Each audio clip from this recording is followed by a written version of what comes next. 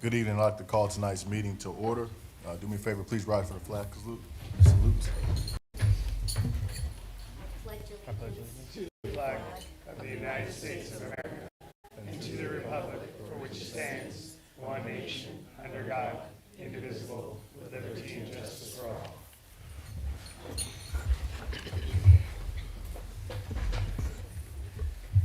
Tacoma Public Schools acknowledges that we are on the traditional, ancestral, and historical lands of the Puyallup Tribe of Indians. We honor with gratitude the land itself and the Puyallup Tribe. This acknowledgement serves as a first step in honoring our nearest tribal neighbors and partners who have inhabited this region since time immemorial, and to whom we give thanks for allowing us passage to their lands. We shall intentionally create inclusive and respectful partnerships that honor indigenous cultures, histories, identities, and socio-political realities. General Counsel Benroe, would you do me a favor and call the roll? President Strozier? Here. Vice President McCover? Here. Director Leon? Here. Director Bombright? Here. Director Keating? Here. We have a quorum. We also have Amelia Constance in here, student rep. Good evening. I move to adopt the agenda. Second. It's been moved and seconded. Any questions, comments, or concerns about it? None. All right. All those in favor say aye. Aye. Nobody opposed? Passes. Agenda item 6, recognition of staff, students, and community. Agenda item 6.1 is recognition of the Silas High School as state champions for Division I Unified Basketball.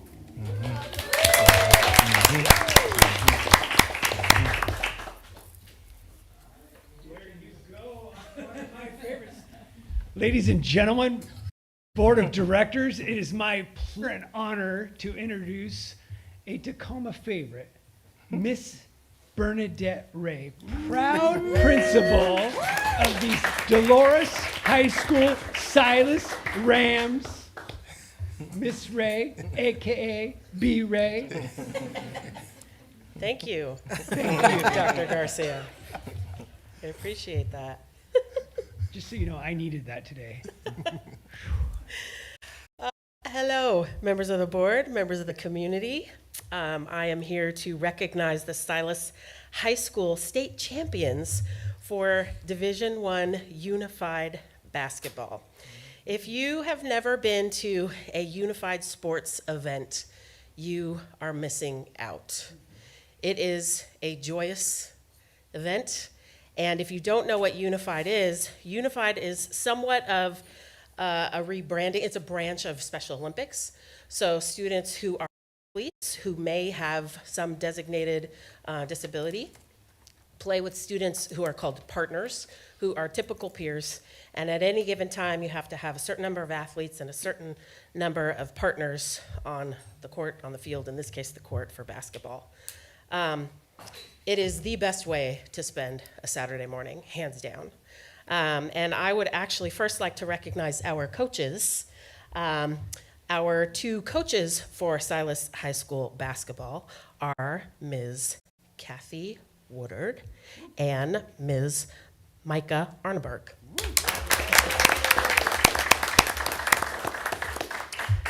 And this state championship is run under the auspices of Special Olympics. Silas High School competes in Division I of Unified Basketball. And again, the teams are comprised of players with and without intellectual disabilities. The Rams had an undefeated season, going 8-0. State, Silas defeated the Kamiak Knights 37-25 in the semifinals. In the championship game, Silas defeated the Roosevelt Rough Riders 36-23. And I would like to invite our students to come up now, and I will introduce them. Come on up. You don't have to be embarrassed. So, the students who are here, they're in a different order here, so let's see if I could do this correctly here. Mia Cortell is here, and you can turn around and face the audience so they can see you, and then eventually we'll go and shake hands. And now I have to see them from the back. Isaiah Nichols Hansen is next. Riley Hoyland is next. Riley Emmett is next.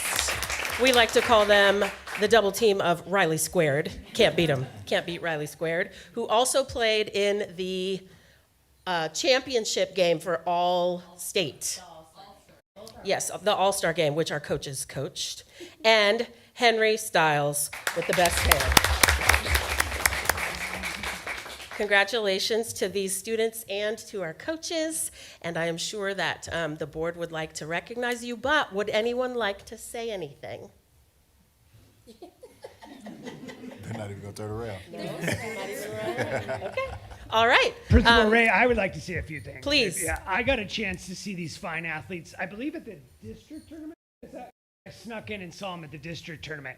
I think, you know, you look at their height as a basketball team, and you might question, as a basketball team, because I think it's safe to say there's a lot of height amongst some teams. These guys are fast. They are very wickedly fast. You guys are wickedly fast. It was one of the things that impressed me, and they're good. They're really good. They're really good. It was a lot of fun. And then it was a tremendous. I serve on the state Special Olympics board, and gosh, that was just a lot of fun to have a lot of Tacoma pride. So I just want to congratulate you guys. You guys were absolutely amazing. Way to go. Headed over to Central Washington and Wenatchee, carried the Tacoma pride all the way over there, brought back gold. Round of applause for the Silas. So students, if you could walk up the ramp, you can shake the hands of the board members. And then while they're doing that, I would like to mention the team members who are not here. Morgan Stevens, Andrew Mayer, and speaking of fast, Roosevelt Fareed. Coaches, you got to go up there and take pictures with them. And principal, pictures with them. Go Yeah. Rams. Go Rams. Yeah. All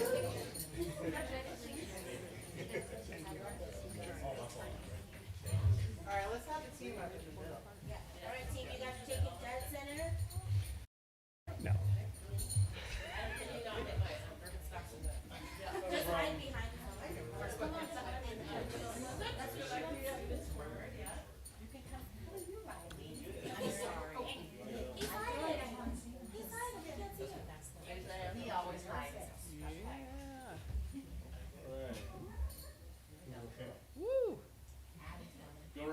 Go Rams!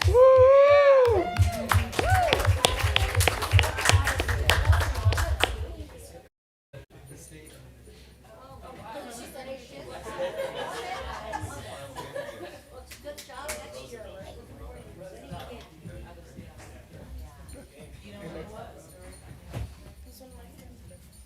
I know. You know him? Yeah, my daughter. So Stella. Yeah, Stella. They were in.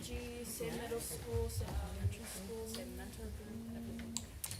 Thank y'all and congratulations again. Anybody have a comment for the champions before they potentially sneak out? And I know it was mentioned, but I just want to reemphasize, our coaches were selected to coach the All-Star game too, which was a Yes, tremendous that's honor. amazing. So, and then before Micah sneaks off, this is Micah's last year with us. Wait, And Kathy. So Micah and Kathy, if you could stand up, they are both going to retire. They promised us that they would not leave us in Tacoma. But if we could just give them a round of applause. They have.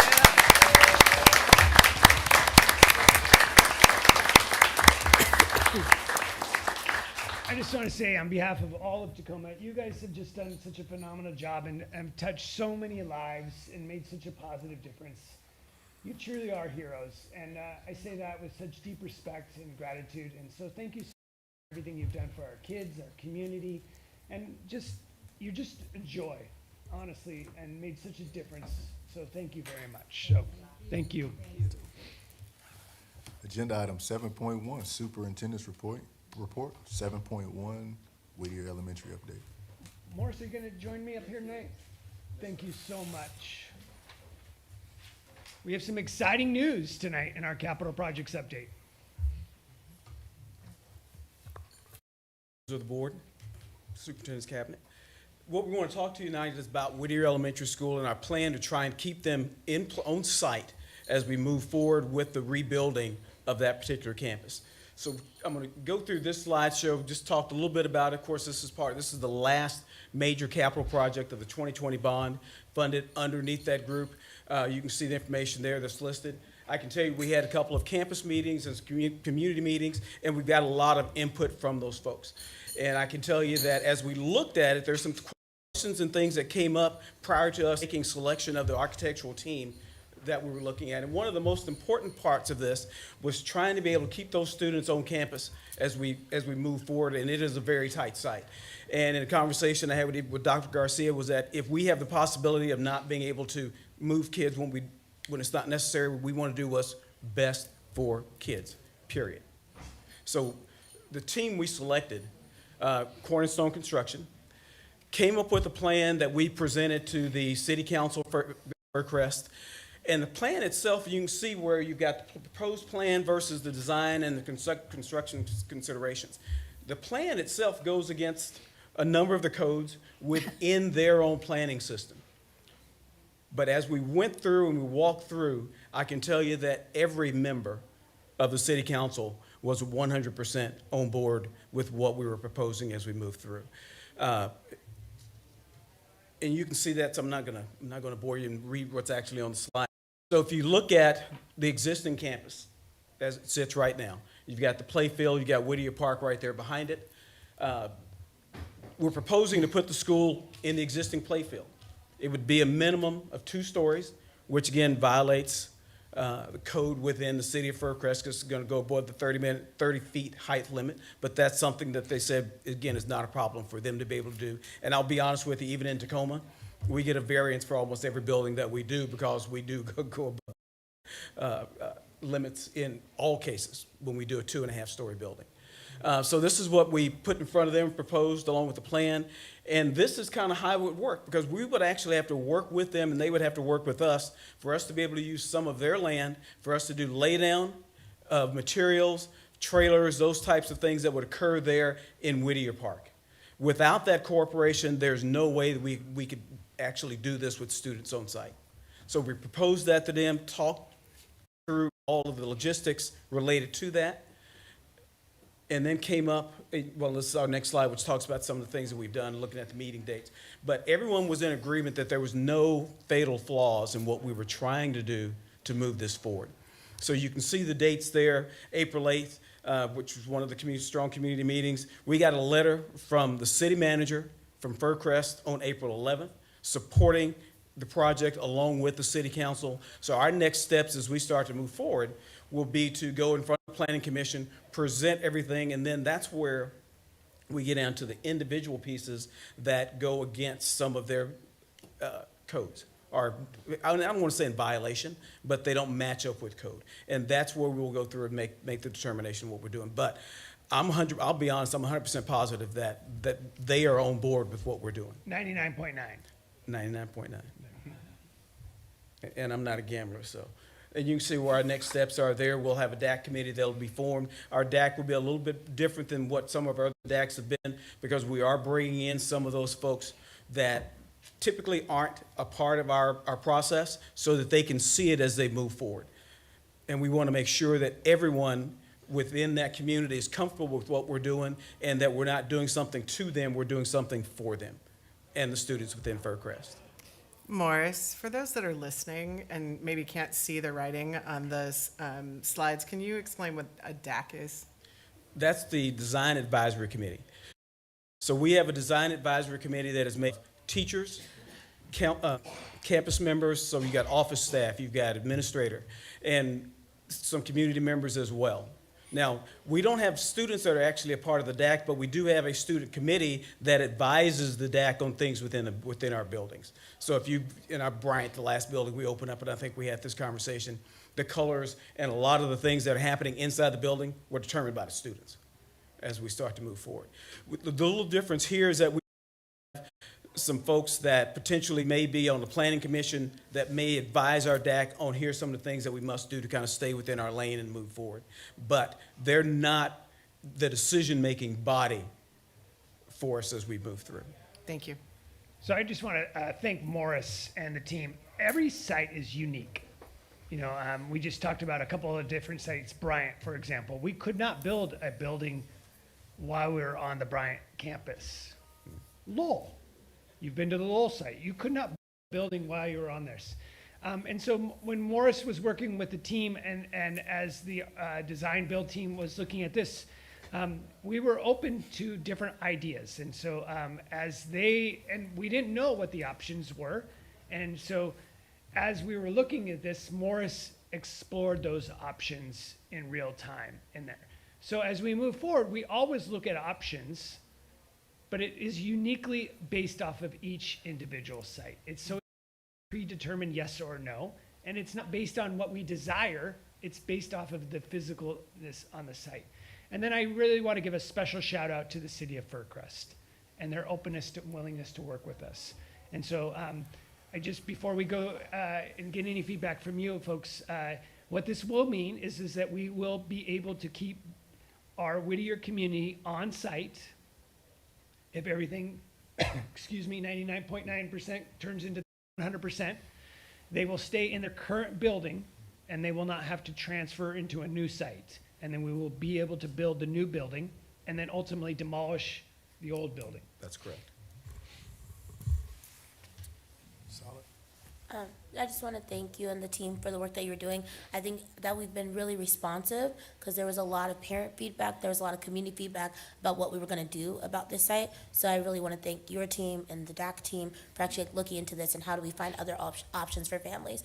Also, wasn't this kind of how we did Skyline as well, the original while we built the new one? Yes, and that one we built, of course, on the opposite side, so there was plenty of room there for Yeah. to be able to do that. I just love the schools that have the big play field, so I'm excited that they'll then get another play field, even bigger, I'm sure. I appreciate that, Director McElroy. I think the subtlety is I want to make, and I'm always a little nervous for the next building because I don't want to promise something that we can't deliver, right? So the next building, there we may not be able to do that, even if families provide that feedback. It really is a unique situation site. And I don't want it to ever come across as, well, we did it over here, but we can't do it over here, or you won't do it over here. And that's the subtlety in that space. And so when that design build process starts, you know, that is part of the process is to look at those options. And so it's not a matter of whether we want to or not to. It is really part of the architectural process and the design process. And so we gather that input, but we can't always deliver on those. Makes a lot of sense. Thank you so much. And just to add to that, I mean, student safety is paramount. That is the one thing that drives anything that we do. If there was any time that any of us felt that we were putting our students in harm, then the answer is no. Right. As it should be. Any other comments? Questions? Appreciate it, Morris. All right, thank you. All right, 7.2, whole educator recognition.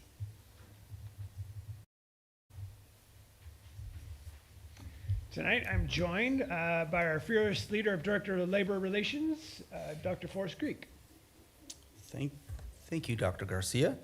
So the month of April, and I had to check myself because I was like, we're still in April, right? We get to recognize our ESPs, or Education Support Professionals.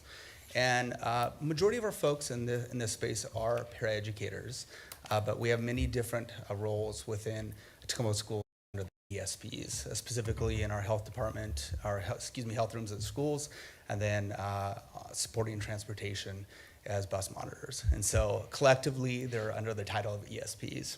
And they really fulfill a support role in all these spaces. They are key to the success of kids and really supporting our staff in general. They really are the glue in many of our school spaces. I'd like to recognize a couple people that I don't think were able to make it here today, but I'm sure they're watching at home. Sydney Watson from Hilltop Heritage, and then Devin Anderson and Petra Alicia Nitro, both from Stanley. They came up to the surface at the top and really recognized these folks, and want to give them a huge shout out and give all our paraeducators, ESPs, a huge shout out in their roles out supporting our community. We couldn't be there without them, so thank you. Thank you, Dr. Greek. I want to give a special shout out to all of our ESPs at home and wherever they are tonight. We know in Tacoma it's a team. It's a team effort all around, from the living room to the boardroom, all the way through. It's a team effort. And once again, I just want to echo Dr. Greek's comments. Just a huge shout out to our ESP staff for everything they do. Heroes in the field. So thank you to all of them. Sure. Thank you. Agenda item number 8. Ooh, 7.3. 7.3. I scrolled up too far. Amelia, it's your time to shine. Student report to the board. Hi, I'm Amelia. So right now it's kind of like the time where we're getting to reset for the next year. But right now, I feel like I've definitely talked about this before, but our new soda building that's from the hair salon that was next door, I'm really excited to see what that turns out to be like. And hopefully, since we're in art school, we'll be able to have creative liberty for what we do to that building. So I'm excited to see that. And then another new thing, our camp next year is gonna look pretty different because we're not doing overnight anymore. So it's gonna be split up into 2 days.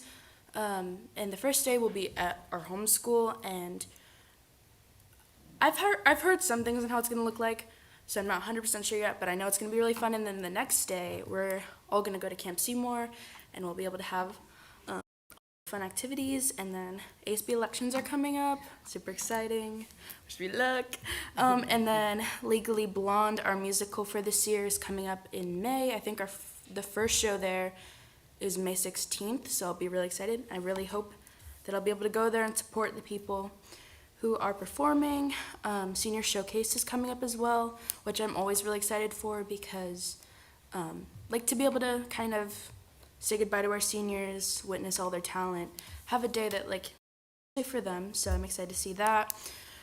We're selecting our new shows for next year for our theater department, and then lastly, as I know of off the top of my head, we have our freshman first looks. So some of us upperclassmen help guide tours and activities for our incoming freshmen to feel more welcomed.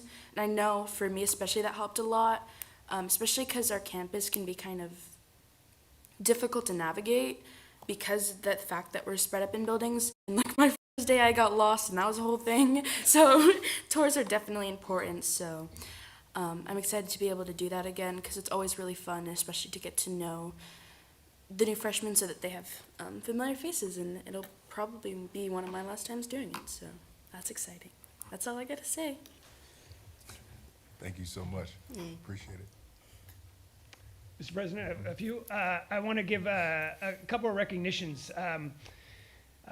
This past week, the WIA officially made girls flag football a sport, and I want to give a special shout out to Mr. James Neal and his leadership from taking that from start to an official sport. And through all of the victories, and we've had some state championships here from our girls, and so big shout out to James and his leadership to getting us there.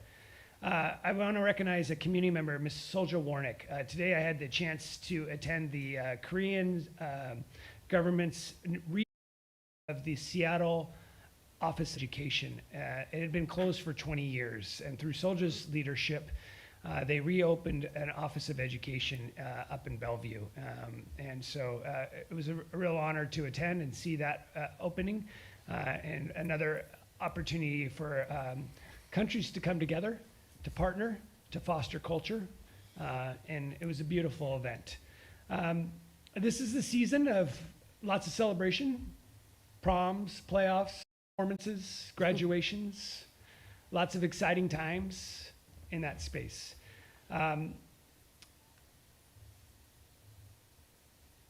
It can be a scary time too. And it's also a time, as you folks know, and many of us in the community know, a time of tragedy. We have had a really tough go in the last month. We've lost way too many students from a variety of causes, from violence to suicide to medical conditions. And it impacts us all. It impacts our families. It impacts our students. It impacts us neighbors. I know I have felt hopeless. And I know through my conversations with you folks, you have felt helpless in moments. It's been daunting. I know our schools and the staff, it's been a struggle. We've struggled as a district to figure out what role we play in things like gun violence and other larger community issues. I know we haven't lost our commitment to create safe spaces in this community for kids to be seen and heard and to feel safe, to find a space where they can find a trusting adult to come to say, I'm scared or I need help.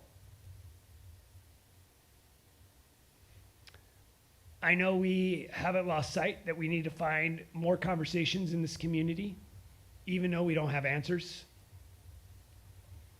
that we're not prepared to politicize the topic, to have courage for the conversation,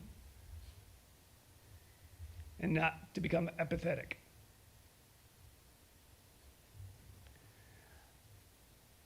I really doubt that there's a kid out there, too many of you guys out there listening to board meetings.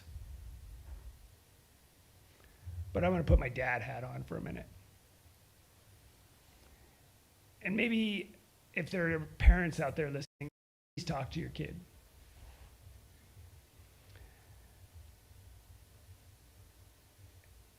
Guns are a part of our society. If you're a kid out there, keep your head on a swivel. If your parents want to talk to you about important things, like where you're going and why you're going there and who's going to be there, just be honest with them. It's worth it. Don't take pills. You don't know what's in the pill.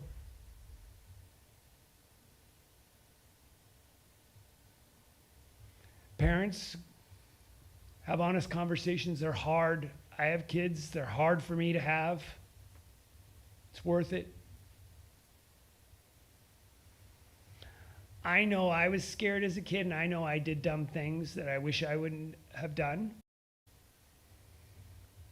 And I wish I would have had the courage to tell my parents that maybe I was scared or told somebody else. And I'm just hoping that you guys out there maybe will find the courage to say either my friend's in trouble, or I'm in trouble, or I'm scared to go there. And if you do have something that you're not supposed to have, turn it in. You're important to us. Your life's important to us. Please take care of yourselves. Let's try to keep this a time of celebration.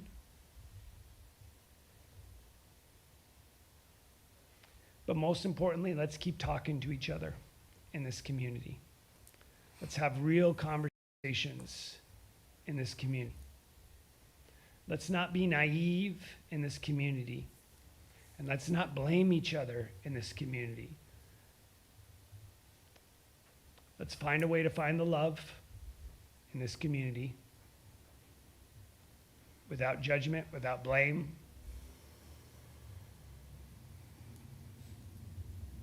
Thank you, Mr. President, for being gracious with me. Appreciate it. We can move to agenda item number 9. I'd like to You comment. got a comment? Yeah, I'd just like Feel to free. make additional comments to what the superintendent said, which I think most of us on the board would agree with everything you've just said around, we don't know who's listening right now, but this work has to go on for a long period of time. We got a message, a very thoughtful message from you and other folks around continuing to advocate for safety and at all points in our community. We all have contacts in many places in the community. But as you said, schools can't do this alone. It's been tragic. It's been over 10 kids lost just this year to for different reasons. A lot of it was gun violence. We've lost kids to suicide and then also to natural causes. All of it's been terrible. But when it's preventable, it's even worse. Some natural causes are preventable, we admit, but other things are much more horrifying. So part of these honest conversations and this trusting community we try to build here at all levels at the school, but we need the whole city, all parents, all kids to take a role in this. We got a thoughtful, I'm just going to read this thoughtful quote that we got from someone today. And I'm just going to, some of you already have read this. The reason I'm going to just read it, and I'll talk more about it in a moment, but from Adelaide Stevenson, as someone sent us today, and the quote is, "On the plains of hesitation lies the blackened bones of countless millions who, at the dawn of victory, lay down to rest, and resting, died." That can mean different things to different people. What it means to me is, with everything that's going on in this world and country, there's very little time to hesitate anymore.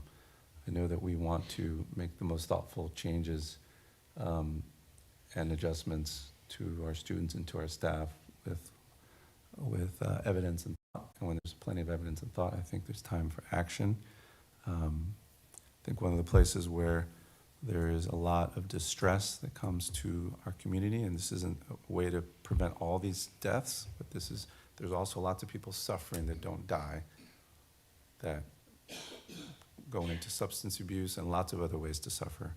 One of the important ways I think we can make a difference here is to limit the access to social media during school time, bell as a school district policy across all of our schools.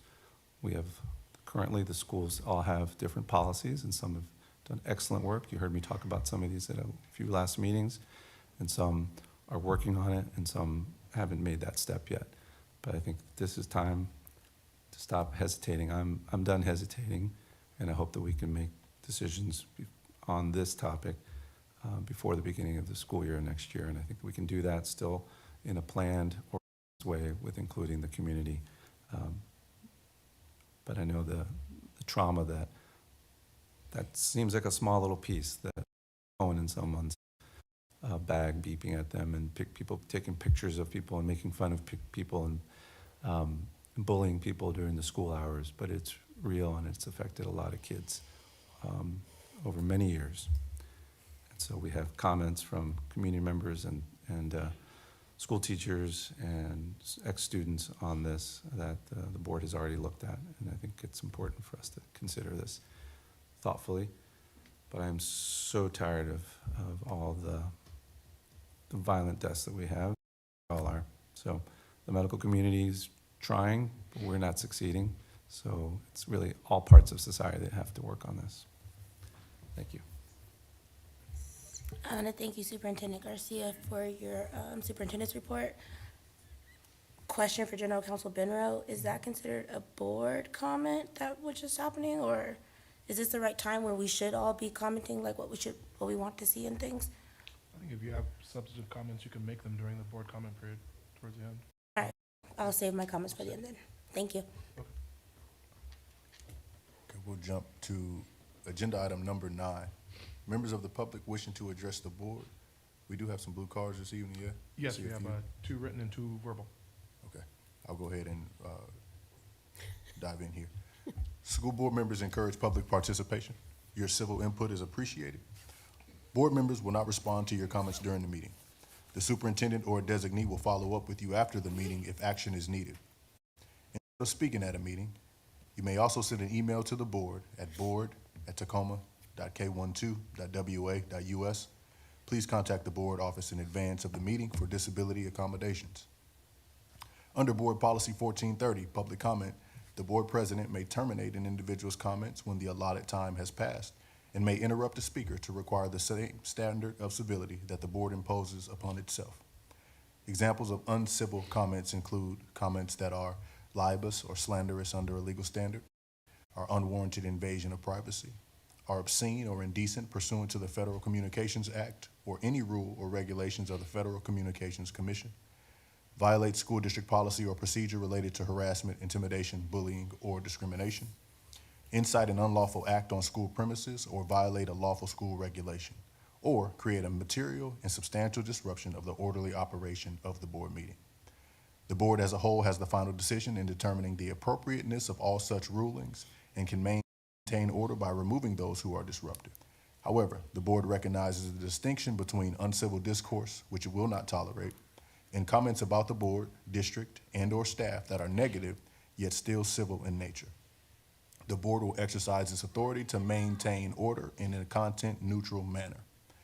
Option number 1, verbal comment. The general counsel will call your name when it's your turn to address the school board. Please speak into the microphone. You may have up to 3 minutes to share your comments, or if there are a large number of speakers, time may be limited at the president's discretion. Option number 2, which some folks have taken advantage of, is written comment. The following members of the public have submitted written public comment. Liz Jacobson, regarding reflections on cell phones and how it's affecting education of young people. Chad Johnson, in favor of banning cell phones in secondary schools. We can go ahead with the first card, General Counsel. Yes, our first speaker this evening is Nevaeh Blanford.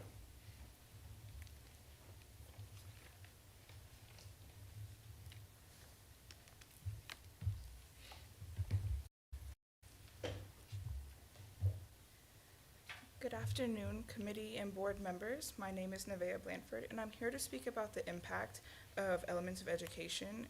So this is a program where you help lead after-school clubs with the kids, and it's had a really positive impact because it grows your engagement and your leadership skills, and it's really helped me feel like it helps connect you with these students, and it builds I think it's to build these leadership skills that you get from talking and leading a group with the kids, because it's fundamental to your future to know how to lead and solve these problems and manage time.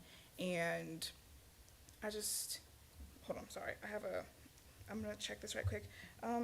And it's by working with these students from grades, kindergarten to first grade, second grade, it's provided a lot of opportunities, more than just growing leadership, to grow how to deal with a variety of different people and different personalities. And it's really important for my career. I want to go into something that deals with these different personalities. So getting to build on that now is it's a great experience to get that now, and to be surrounded by a really supportive community that wants the same thing to help engage students and learn more about them. It's a really good program. And so just to end this off, I'd like to thank Beyond the Bell and Elements of Education for having a program provided not only for these students in elementary school, but for students like me in high school to be able to interact with these kids and to touch into your inner child and learn not only about these kids, but about yourself. I'd also like to thank you all for letting me come up here and speak more about Elements of Education. Thank you.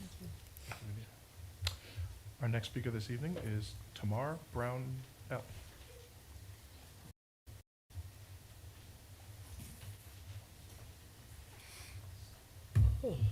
Good evening, board directors and committees and superintendent. I come here tonight not just as an employee, but as a human being who showed up with dedication, hope, and a sincere desire to serve students and staff in Tacoma Public Schools. I'm not here to point fingers. I'm here to be seen, heard, and treated fairly.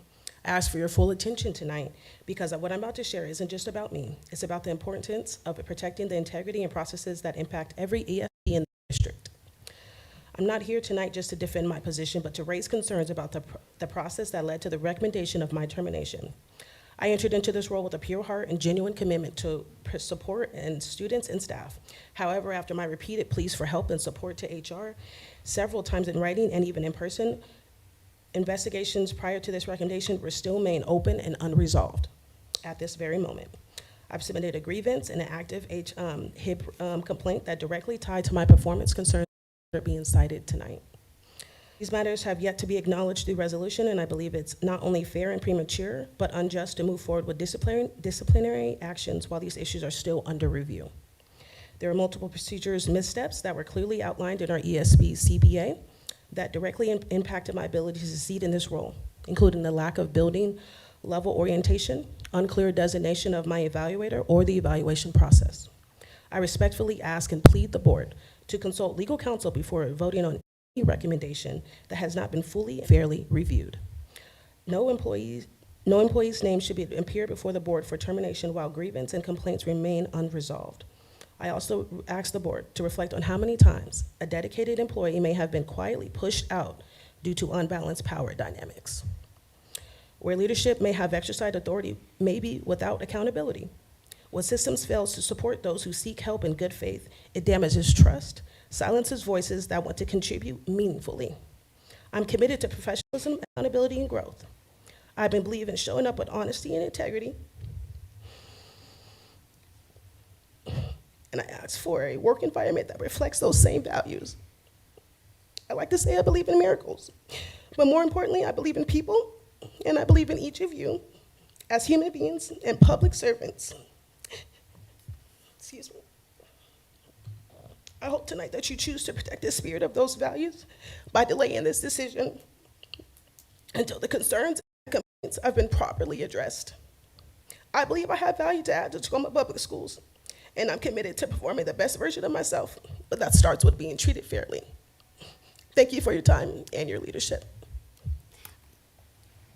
Thank you. That concludes public comment for this evening. General Counsel, would you mind, I missed her name. Could you repeat it for me? Brown L. Brown? E. BROWN space EL. Okay, thank you. We're going to continue forward to the consent agenda. I move the consent agenda. Second. Consent agenda has been moved and seconded. Any questions, comments, or concerns? I'll be abstaining. Any others? All those in favor? Aye. Any opposed? One abstention. Passes.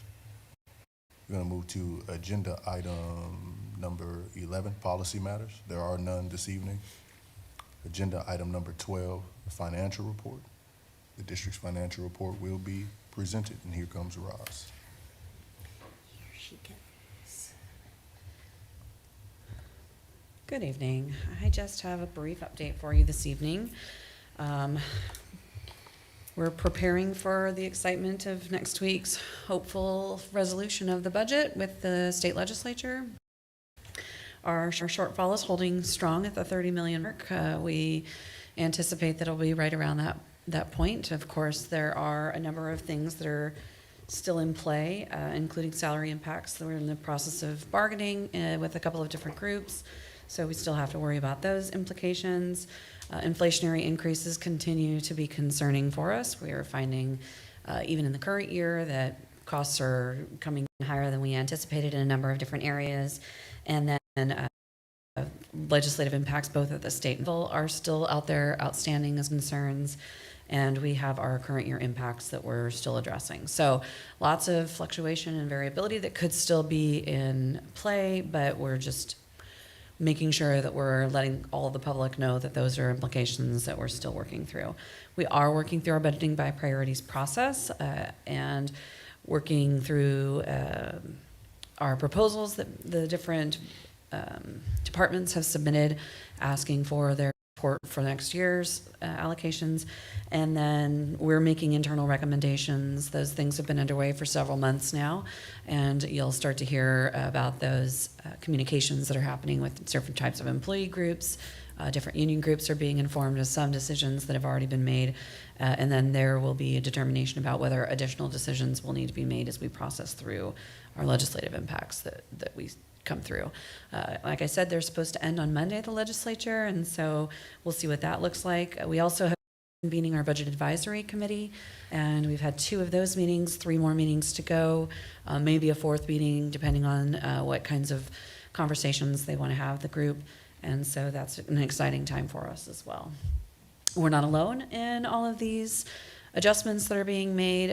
These are just a few headlines that we've found around the state that are relevant to this next year's budget development. And so we just wanted to offer those up for anybody who's interested in clicking on those. And Yeah, I think it's also just important, Rosalind just mentioned there's some subtleties here. We are time-bound in certain areas, whether it's CBA to make certain decisions. And in certain areas, we have more flexibility. We are not going to make final decisions until we have to make final decisions because we do not know where the legislators are. And so I have gotten feedback as we are, as Rosalind just clearly indicated, we have been doing planning for months. And I know folks have heard things out there in the community and even staff that we have run different scenarios. We have to run different scenarios for $30 million. And that gets out there. And folks are saying, well, look, this district did this and this district did this. I don't know what that $30 million looks like until we get that final number from the legislators. And I appreciate that other districts have made individuals. I do not know what their collective bargaining agreements are, but hypothetically, let's just say the legislator comes in with a massive windfall. That would change what decisions we make. It truly would change the decisions that we make. And so if there is a CBA requirement where we have to communicate so many days in advance, then we were following those in there. And so that is why we are communicating certain things with certain labor groups, with certain positions in certain ways. And in other words, we are truly have not made final decisions, and thus we have not brought recommendations forward. We do not have all the information yet. And so as we bring these things to you and say, not only are we not alone, but it is also important to say, yes, these folks are in different situations than us. Meaning they may have different agreements, different timelines, or they have made different decisions because they have different information. But we do not have those final budget numbers yet. Thank you. thank you. Mr. Ross, Thank you. appreciate it. Agenda item number 13, curriculum and instruction. There are no curriculum and instruction items at this time. Moving on to agenda item number 14, which is business matters. 14.1, approval of contract number TSD-25-038 between Overlake Medical Center and Tacoma School District number 10 for the 2024-2025 school year. The Deputy Superintendent, on behalf of the Co-Directors of Student Services, recommends that the Board of Directors approve contract number TSD-2503 between Overlake Medical Center and Tacoma School District number 10 for special education services for the 2024-2025 school year. I move item number 14.1. Second. It's been moved and seconded. Any questions, comments, concerns? All those in favor? Aye. Any opposed? Any abstentions? We're solid, it passes. Agenda item number 14.2, approval of interlocal agreement number TS-25-060 with North Point School District to provide state assessments to eligible students. The Assistant Superintendent of Teaching and Learning recommends that the Board of Directors approve the Northport School District Interlocal Agreement TSD 25060 to provide state assessments to eligible students residing within Tacoma School District boundaries. I move item 14.2. Second. It's been moved and seconded. Any questions, comments, concerns? All those in favor? Aye. Passes. Agenda item 14.3, approval of bid acceptance between Pullman SST Inc. and Tacoma School District Number 10 for the Stadium High School exterior restoration project.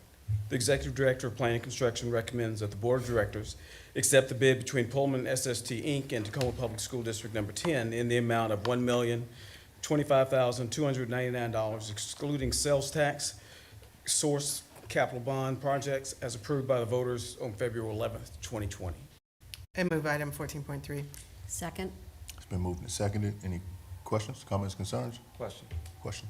Has some of this work already started? And I noticed there are some construction There's been materials. some work that's started, but not this particular project. Some of it is related to this, as we've done some exploratory to see where some of the water moisture is penetrating into the building.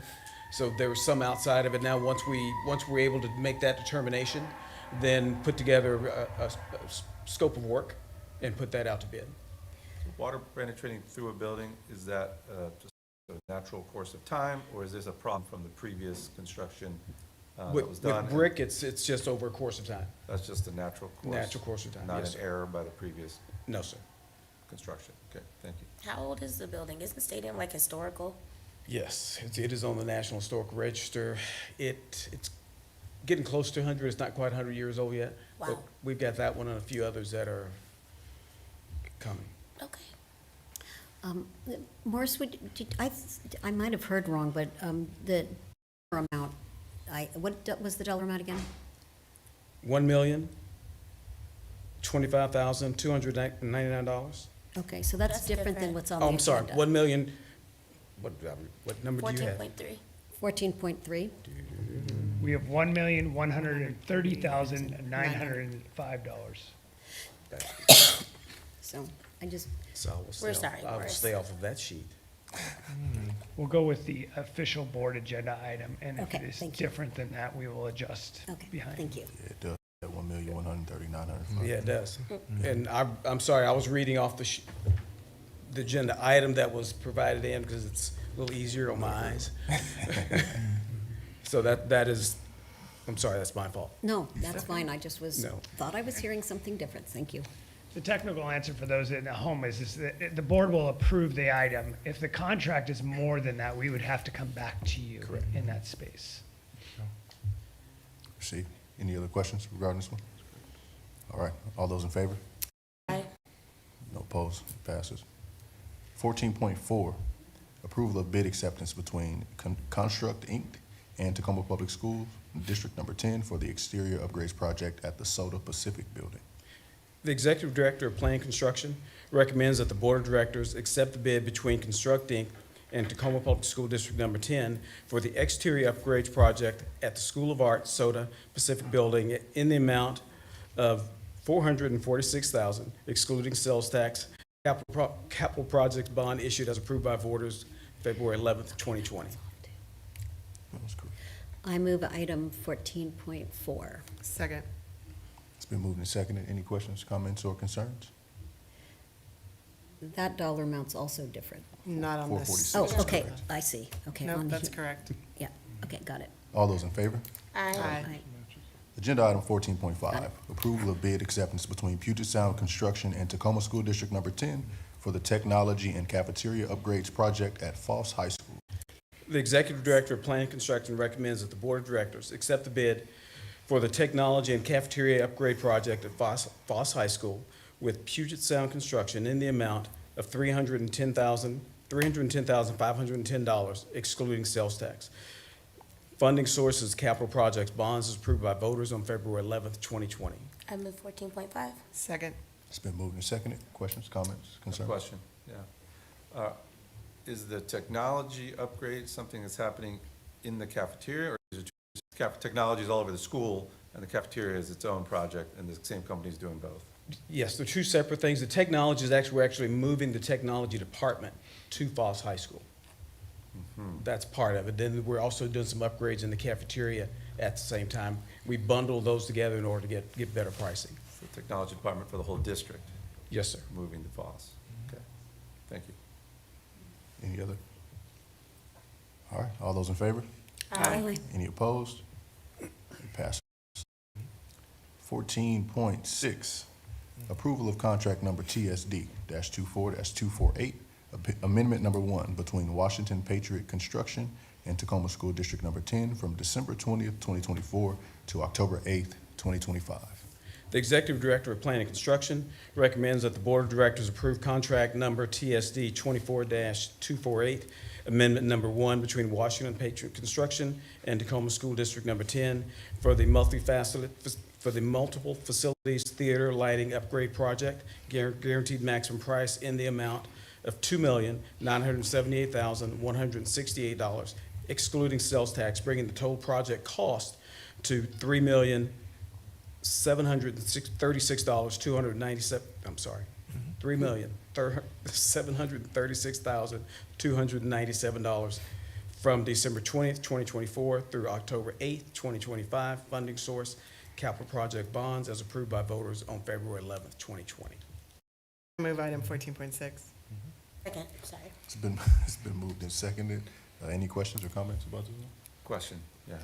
So is this for multiple schools? When it says Yes. multiple facility, it is for all schools or all the schools with theaters? All of our high schools with the exception of Foss High School.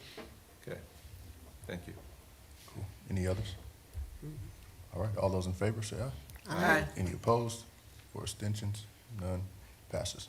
Agenda item 14.7, approval to negotiate and award design build alternative method contract with ATS Automation and Tacoma School District number 10 for the Clean Building Phase 2 multi-facilities project.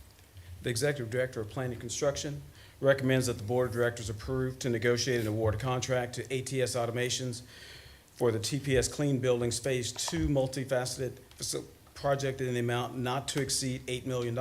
Funding source, February 2020, capital bond.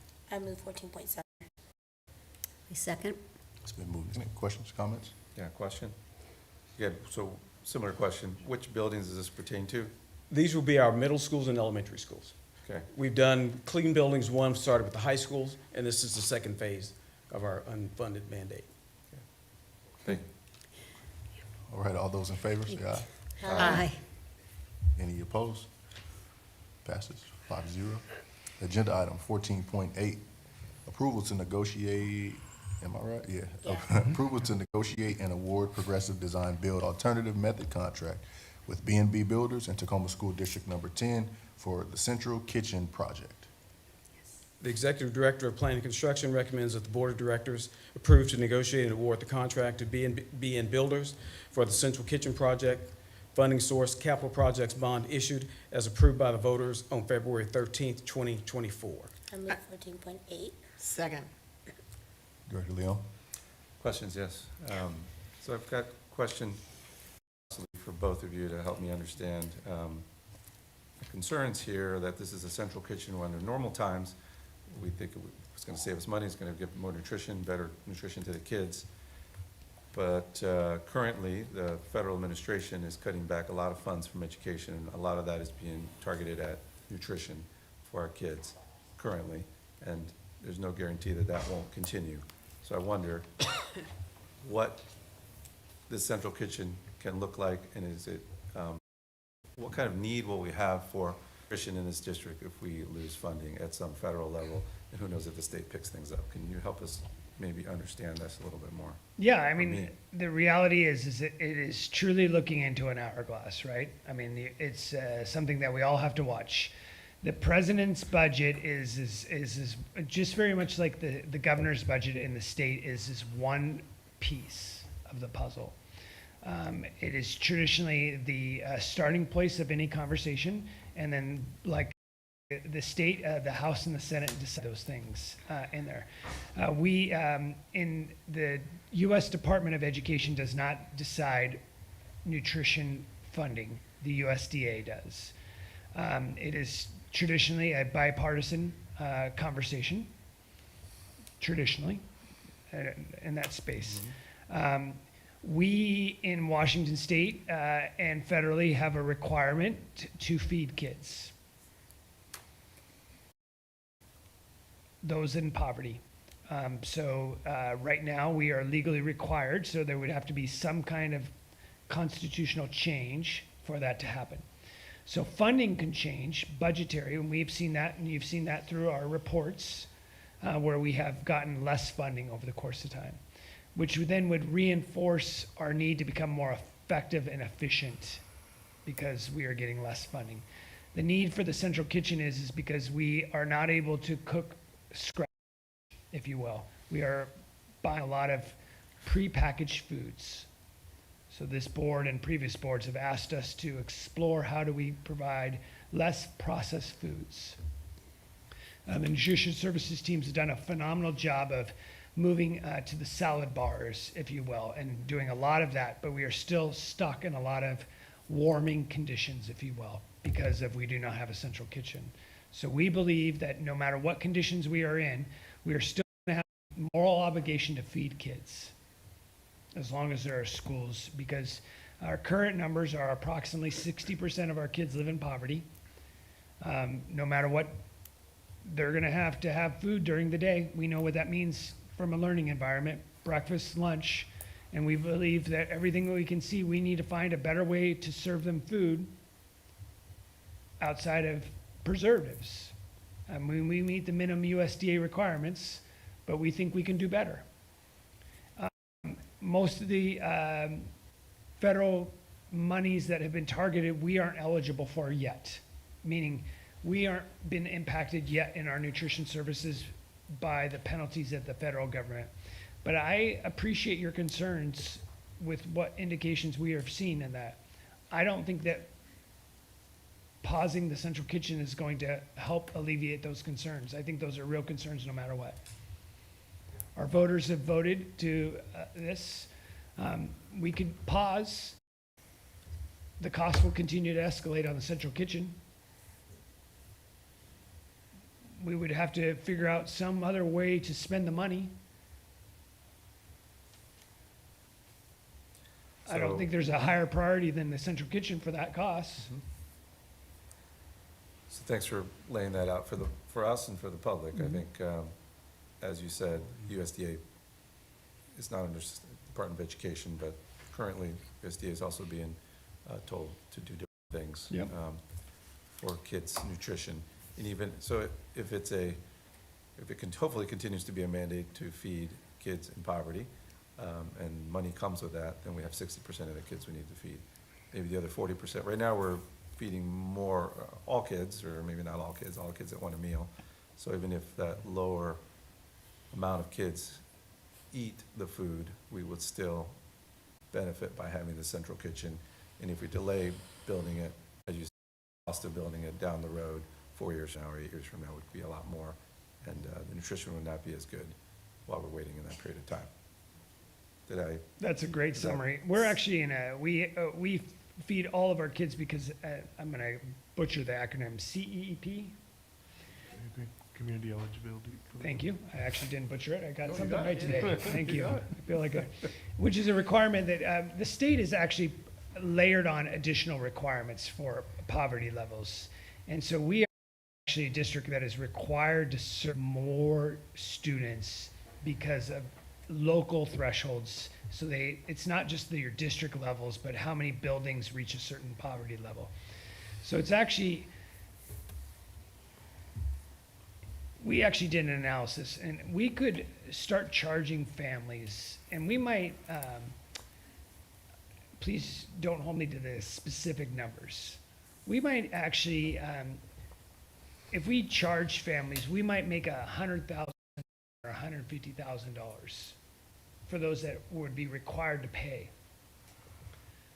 But we would actually, Say that again? I said, or they could opt out of paying, then we don't make that 100,000. They would actually, we believe that our number of meals would actually go down.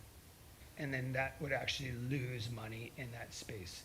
So we're at that threshold where it doesn't make any sense in that space. So we've done, Kari's done a deep analysis for us. So we're actually in that space where everyone's getting meals because it's almost a cost neutral program. When we say cost neutral, it's not locally cost neutral. It just, we're gonna have to invest at a local level no matter what. And like I said, construction costs are not going down. So if we decided as a board, or if you folks decided as a board, we wanna pause this project, that is completely up to you. But like I said, the voters have allocated this money. I don't know of a mechanism to give it back. We could explore that if you'd like to. But we said no. It's not an easy process. I mean, that which the voters have done. We could explore all their alternatives, but I'm not aware of a higher priority as far as needing for a central kitchen than we have. Okay, I appreciate the level of discussion around this so that It's a great question I to can ask. understand it, and I Yeah. think the community Yep. can understand it too. So after hearing that, well, see, I would support this, Yep. but I wanted to understand it better. Thank you. It's a question. Any other comments, questions about this one? Okay, all those in favor? Aye. Aye. Any opposed? Passes 5-0. Agenda item number 15, other business. Adoption of Resolution 2158, acceptance of the contract between Tacoma School District Number 10 and Neely Construction Company. The Executive Director of Planning and Construction recommends that the Board of Directors Resolution number 2158 for the acceptance of project completion and approve the acceptance of contract with Neely Construction Company for the 9th and Broadway ground floor tenant improvement project. I move 15.1. Second? It's been moved and seconded. Any questions or comments about this one? All right, it's in a resolution, so we'll do a roll call. President Stroger, how do you vote? Aye. Vice President McCullough, how do you vote? Aye. Director Leon, how do you vote? Aye. Director Bombright, how do you Aye. Director Keating, how do you vote? Aye. Resolution 2158 passes 5-0. Thank you, Morris. 15.2, first reading of proposed 2025 to 2035 strategic plan goal benchmarks. Ms. Jumper's going to join us and give us a little background. And I just want to give a little caveat. We had a, go ahead, please. Actually, I'm not going to give any caveat. No. I don't know what I'm doing.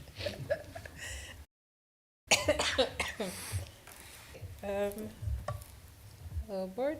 Tanisha Jumper, Chief Communications Officer. I'm gonna go through this quick because you've all seen some of this before in the board study session, and hopefully I captured all of the feedback that you gave during that meeting. So, just for people who are watching online, a look back at all the steps we've taken in the strategic plan process. Sometimes it feels like things are just popping out of nowhere, but we've done a lot of work.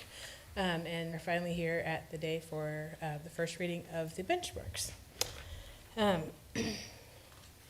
So just a refresher on what benchmarks are. Benchmarks are the standard points of reference that are monitored, compared, or assessed to ensure students and staff are moving towards the goals that you all have set. The metrics are assigned to each benchmark to help measure how we are doing towards meeting those goals and aligning to the benchmarks. Performance metrics are quantifiable measurements used to track and evaluate efficiency and progress of our processes, operations, or initiatives, helping to assess performance against our established goals. So, here's your academic achievement goal that you guys approved last month, and here are the benchmarks that we're proposing for that area. So, families have access to early, the goal area is academic achievement. The first benchmark is preschool enrollment. Families have access to early learning experiences. The total number of students enrolled in TPS programs and parent satisfactions for that program, which will be developed over time. We don't have that metric now, but we will develop that metric. For the academic achievement benchmark, math and reading, all students perform at or exceed grade level in math and reading. We'll use report cards in reading and math, student climate surveys that speak to how they feel about the class and lessons that they're being taught, and parent climate survey results about how they feel like their students are engaged in the academic process. The last one is graduation. All students graduate, including the comprehensive high schools, Oakland, CBT, Willie Stewart, Raymond Hall. We're looking at graduation for all of our students. And we'll look at on-time graduation, extended graduation rates, percent, and number and percent of students that started their high school and beyond plan prior to 9th grade. So really getting people starting high school knowing where they want to go. Partnership and participation. So this is all the goal about how many partners we have and are kids accessing that, and does it make a difference? The benchmarks that you all set for that are student engagement, students participate in extracurricular activities, percentage of students who participate in athletics or clubs, number of programs and partners at each school, average number of programs per school, and student perception data. The is family engagement. Parent climate survey about asking questions related to how parents are engaged in their students' education, how welcome they feel at the school, and how well the school communicates with families. Community engagement. Community partners provide opportunities and experience for our students. We'll look at the number of partners offering extracurricular programs, the number of community partners providing other supports to students, the number of community volunteers, and the dollar and percent of the bond that we spend in the community. The last one is about having a safe and supported environment. First benchmark is student voice.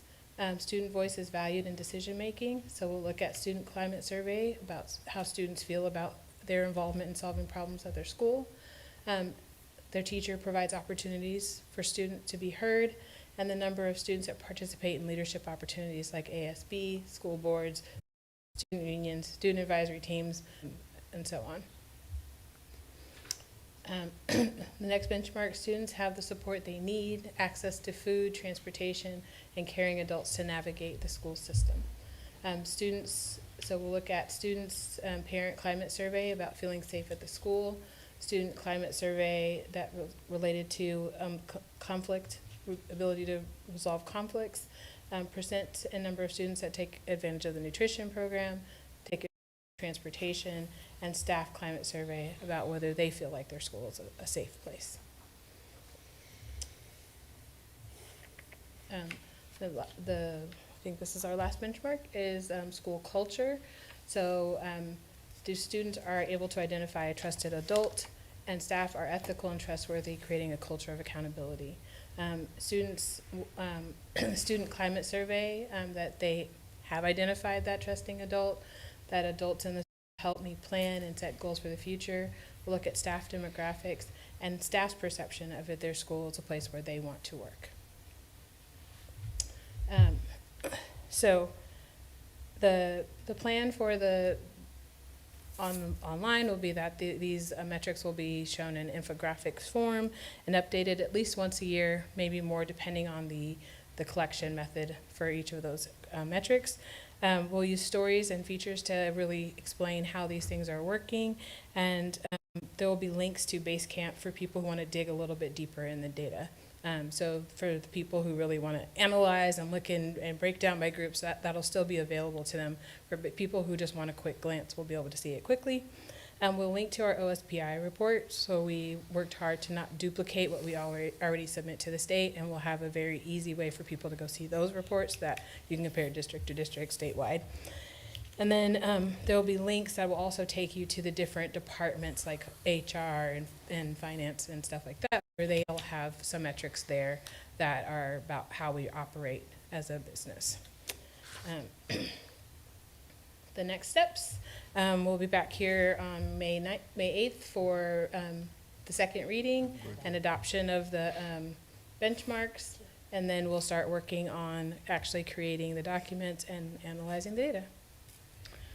So the official language is the superintendent recommends the board of directors review the draft of the proposed first reading of the 2025-2035 strategic plan priority benchmarks and provide feedback before the second reading. I move this item. No vote needed on this one? Yeah. All's good. Oh, that's right, it's first reading. I was recently asked, would it be possible if the board of directors changed the, like, hypothetically change the metrics at any point? And the answer is yes. You could change the metrics mid-cycle. You would just have to go through the formal process of, just like you're doing right now. You would first reading and a second reading. So hypothetically, 3 years from now, times change, metrics change, relevance change. We would just go through another process. Cool. So that's how that would go. So we're proposing that you adopt benchmarks and metrics, and 5 years from now, if the world changes, we would adjust then. Solid. Okay? Thank you, you. Ms. Jumper. Thank you. You're welcome. Tanisha. All right, agenda item number 16. Board comments and reports. Okay. I'm good. Okay, cool. Hi, y'all.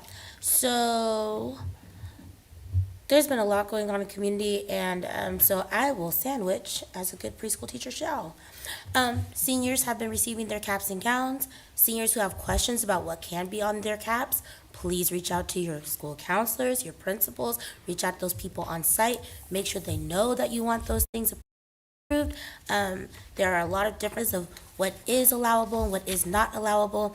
We do not govern that from the board, but we encourage you to reach out to your school community to learn more about your cap and gown.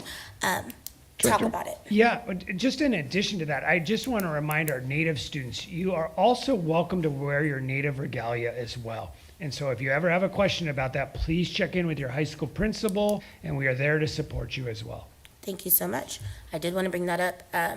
That's what's been going on, so that's something in the community, something heavy in the community. There's been a lot of student loss. I want to focus on that. There are guidance counselors on campuses. There's also some community-based organizations that are going around helping youth who are struggling with those issues. So if you also do not know where to go and you're struggling with grief right now on your campus, please reach out to your school administrators, your counselors, your social workers, and sometimes even your homeroom teacher. They want to help you. They want to talk to you. They want to make sure you're okay. As Superintendent Garcia said earlier, your lives do matter to us. And we may not be the face of the people you see, but there's someone you do see every day. Please talk to them. And back to the positive, this Saturday is the Junior Daffodil Parade in Tacoma's Proctor District. From Mason Middle School to Wheelock Library, there's a parade that's been going on since I was a kid, and it will be this Saturday, April 26th at 10 a.m. Many of our middle school bands, community-based programs and partners, child care programs, and awesome folks who work with kids participate in this annual event, as do our Daffodil Princesses. So I hope to see, and the Queen. You know what? You're right, and that's why she's here. Don't forget that there is a Queen of the Daffodil Princesses. She might be from Silas High School. I know, I was gonna say that, and I was like, and her principal's here. If you want to join us on the mic, I mean, I'm just saying. But either way, thank you, and shout out to you and the work that you are doing on your campus. It does elevate students when they know that there's things that they can participate in, like pageants, like the Daffodil Parade. It's about academic achievement and success, and it's just such a fun experience for kids.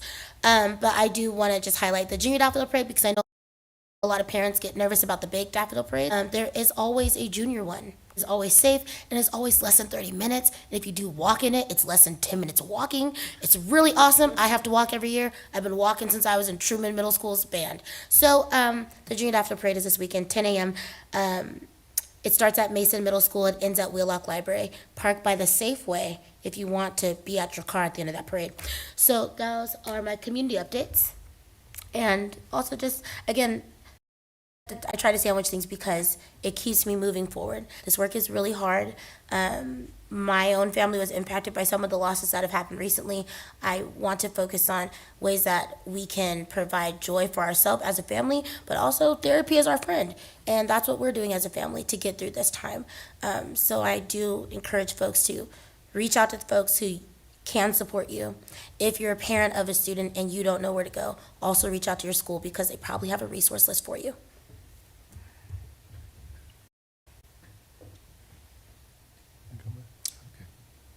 Okay, well, I wasn't ready for that. As far as not only two people talking this evening, my bad. Just to be clear, man, this is a they don't prepare you for this. When you get ready to assume office or anything of that nature, they don't prepare you for the heavy lift that is continuing to do what you are tasked with doing, but also being a human being. And it's been a tough week, which is crazy. Like so much loss in a week, so much weight to carry in a week, and we haven't even arrived to the summer months.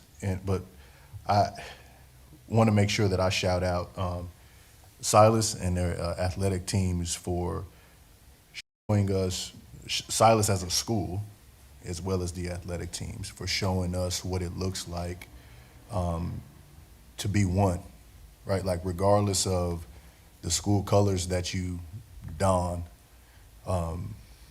we are one solid community, right? And when one person is impacted, all of us are impacted. And every student in this community, every student has value. They matter to us. And when our superintendent has to send that email or make that call about, the untimely loss of a student, it carries so much weight that you cannot shake off. And I don't think folks understand how impactful that is to someone as an individual, but one as someone with kids, right? Like, you probably all heard this before, leaving home and coming back is such an underrated blessing. Like, it's something that we might take advantage of. I went to Mount Tahoma today, and I have to take my hat off to the staff there because what I expected to see when I walked in was business as usual, but that's not what I saw. Like, walking into the cafeteria, there was a lot of love happening, folks loving on each other in a professional way. Walking in past classrooms and folks just sitting in circles having conversations. Driving past the field and folks laying on the football field, walking around the track in groups, spending time in common areas. I appreciated that it was not business as usual, because there's nothing about what we've experienced as a school district over this past week that's normal. And I think it's okay to pivot sometimes and allow folks to be humans and allow kids to feel and say what they feel. But I do have a point of that I would like to ask adults. Let's not play with this thing. If you're gonna be there for a young person in their time of need, actually be there. If you're gonna ask them what they need, how they're feeling, actually listen. If they tell you something, don't dismiss it. Because folks ask for help in different ways. And we have to be strategic enough in our thinking to be able to recognize what these young people are asking for. We as a school community and school leadership have responded in ways that is extremely commendable. A couple years ago, the youth violence uptick was high, and we responded, even though it might not have necessarily been our full responsibility. We stepped up and we did what was necessary, and we saw a downward trend in youth gun violence. And sometimes when you do good, the opportunity to do more presents itself. And I don't know what that is. I don't know what the next step is, but I do know what is of the utmost importance is for our young people, all 28,000 of them, to recognize that home is home. And you're safe when you're with us. And you have, at least, I don't want to speak for anybody ever, but our commitment that even though it's not our responsibility outside of the walls in which you get your education, we're gonna do what we can to make sure you're safe outside of there too. And again, I'm not telling you that I know what that looks like, but if your mama and your daddy or your guardian is asking you where you're going, tell them. Just like Dr. Garcia earlier said, Like, and mom and dad and guardian, don't be scared. Like, we're in a position right now where lives are at stake. Like, I have 2 little girls, and I don't too much care if they think that we're friends. It's not my job. It's not my job to be your friend. I want to make sure that you're safe. I talked to a group of 15 young men at Lincoln High School this afternoon after leaving Mount Tahoma. And some of them don't have both parents at home. And some of them said, like, hey, what happens if, you know, when I leave school and I go home and I don't get to see my mom until 7:30? I got to cook myself dinner every night. Who's protecting me? They're asking for community to step up. We just got to listen and read between the lines. So, again, it's tough. It's a heavy lift continuously. So if you are in the school building or a school staff member or a district staff member that is supporting young people, I just encourage you to stay in the fight, but also take care of yourself, because this is going to be a heavy lift, and we have something to do. We know that. We might not know what it is, but we do have something to do. I can go ahead and end my comments there. Anybody else have anything else they'd like to add for the sake of this evening?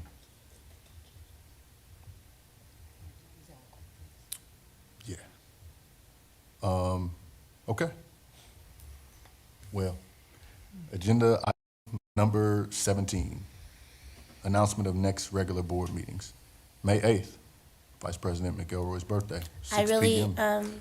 Would hope, I'm gonna cut you off right there, that someone on that side sings, and I'll appreciate it. And B-Ray, if you want to come, we'll sing both versions. I want it recorded since it's on my day. Solid. It's a good request. Just please note that, you know, not all birthday presents. Oh, okay, well, I ain't gonna comment then. May 22nd, 2025 is 6 p.m. business meeting here. Executive session will follow immediately after. June 12th, 2025. How are we already there? 6 p.m. Another business meeting here. And if there are no other comments or concerns this evening, we are adjourned. Thank you.